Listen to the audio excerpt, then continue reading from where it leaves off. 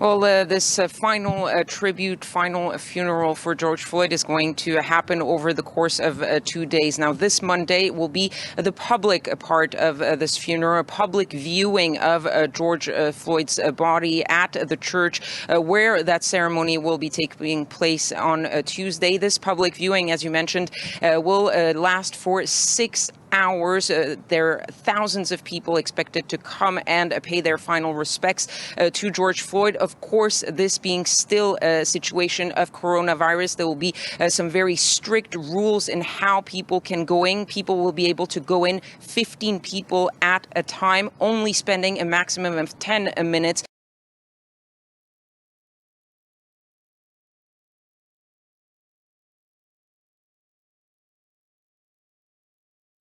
This extends to the US, of course, where memorials to the Confederacy, a group of states which fought to keep slavery, have always been a source of tension. And they're once again a flashpoint, especially in the city of Richmond, Virginia, the capital of the Confederacy. Last week, protesters there set fire to the Daughters of the Confederacy building. They're dedicated to stopping the removal of statues of Confederate leaders. On Saturday, a small group pulled down the statue of Confederate General William Wickham. His own descendants had called for its removal years earlier. And on Thursday, Virginia's governor announced plans to remove the statue of the Confederate General Robert E. Lee. You might remember in 2017, opposition to the proposed removal of another one of his statues led to a white supremacist rally in Charlottesville, which of course ended in these extraordinary scenes of violence.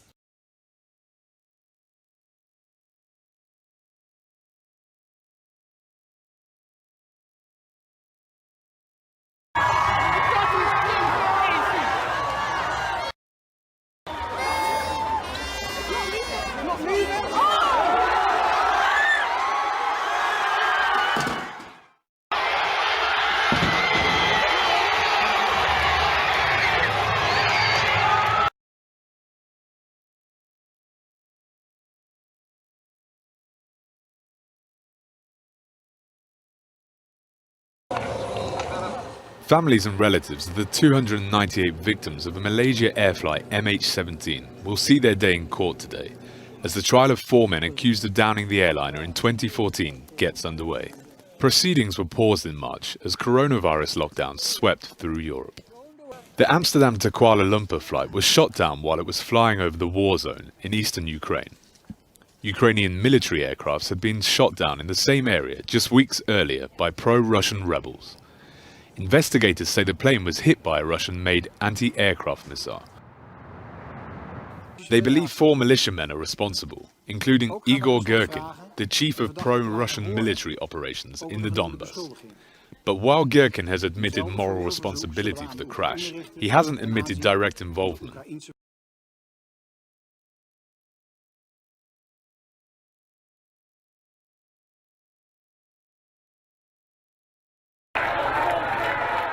Government opponents who had until now banged on pots and pans from their balconies came out onto the streets of Sao Paulo in large numbers to protest for the first time since the pandemic reached Brazil. Their country now has the world's 3rd highest death toll from COVID-19. But they defied their grim reality because their list of grievances is getting long.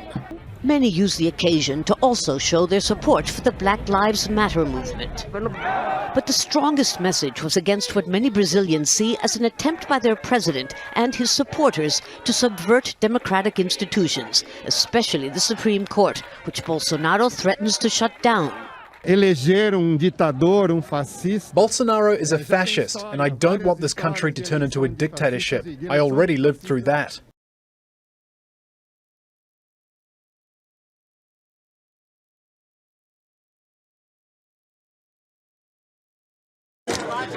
Tanzania's president has said the country has been healed of coronavirus through prayer. It is an almighty claim and difficult to challenge because his government hasn't released any data for weeks, and the doctors who know the truth are afraid to speak out. We have decided to go this way to depend on God. We have started with God and we shall finish with him.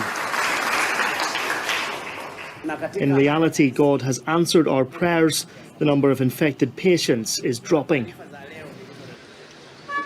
On a list of countries that the World Health Organization is most worried about, Tanzania comes top. Media reporting is suppressed, journalists are regularly locked up, but the stories are getting out.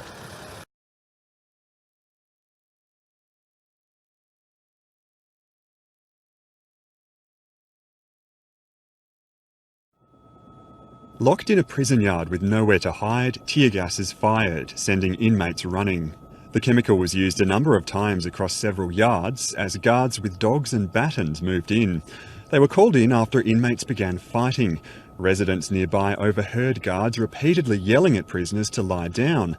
But even if they couldn't see the trouble, they could feel it. I was sitting in the back, heard a few things, a few shots and stuff, and could smell something funny, like chemically. So my nose was burning. My eyes watered and my face went hot and itchy. I had a few kids over, actually. I had to take them down to another park because they were saying that it was really hurting their eyes and throat. Extra prison officers responded as inmates in another 2 yards refused to follow directions. So more tear gas was deployed, again affecting neighbours.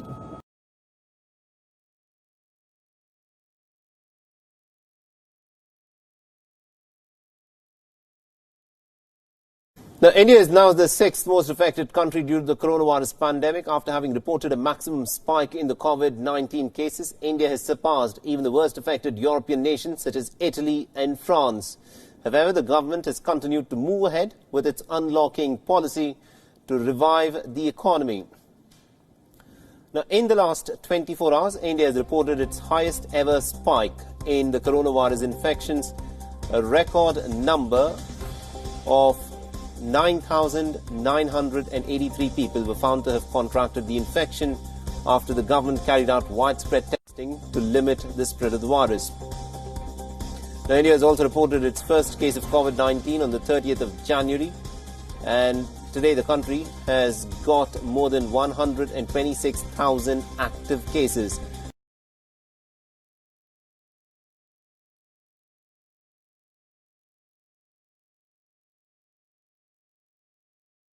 To the Democratic People's Republic of Korea, where state media reports top leader Kim Jong-un has convened a meeting of the ruling Workers' Party. He gathered the party Politburo to discuss the economy and living conditions in the DPRK. The chemical industry was said to be a key focus of the meeting. It emphasized on boosting fertilizer production and harnessing raw materials for fuel. Kim also discussed the construction of homes.